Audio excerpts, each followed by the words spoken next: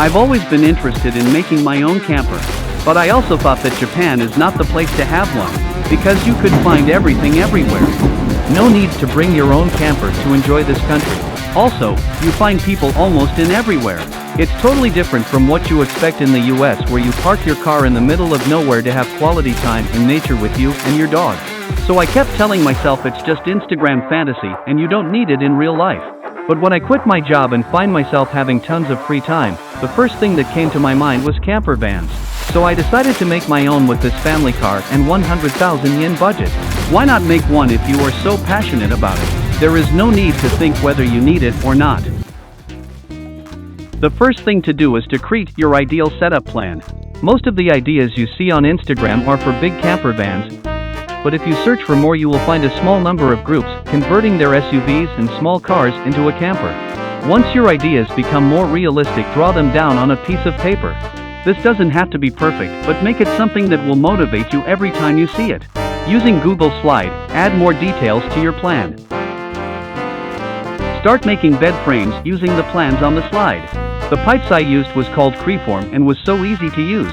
You can cut this down with simple tools and have lots of joint parts like Legos so that you can easily make your ideas come to life. The back seat of this car can't be fully folded down to make a flatbed, so decided to add flat wooden boards on top of the frames.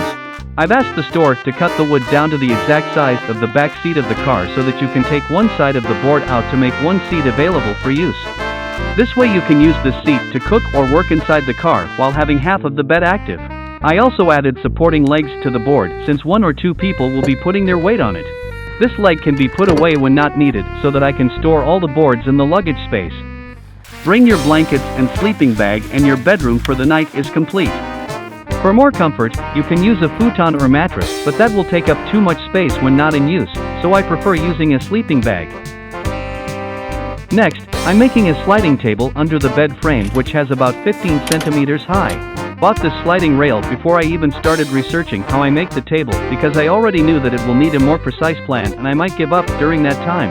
After the rail arrived, I went to the store to buy this 2x4 wood to make a U-shaped frame and screwed sliding rails inside it.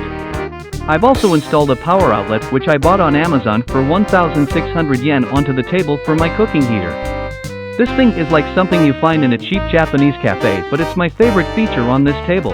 This table is mounted onto the bed frame with these 4 places, and the bed frame is also attached to a hook on the luggage space with this belt so that you can put up to 100 kilograms of weight onto the table. You can enjoy making hot meals like this with this cooking heater on this table, but to be honest, it's quite hard to find a place in Japan that allows you to cook outside. You can also use this massive table to work on some project or bring more chairs and enjoy playing board games together. For the battery, I'm using this 1 kilowatt-hour Jackery battery that I placed on the back seat floor. The battery is big enough for 1 or 2 night stays and uses up to 25% for cooking one meal. I wasn't planning this, but I made this bedside table with leftover boards and pipes. I'm just cramping this table on to backside of the bed frame so in case you need to put something big in the car you can detach it easily.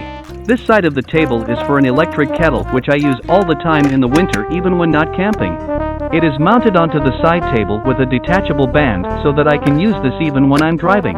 You can leave your mug or smartphone on the side table when sleeping, which is so important when making your car feel like your bedroom for the night. That's pretty much everything about my mini camper. Here is the total price I paid for this project. If you want to know more about my camper, let me know on the comment. Thanks for watching and see you in my next video.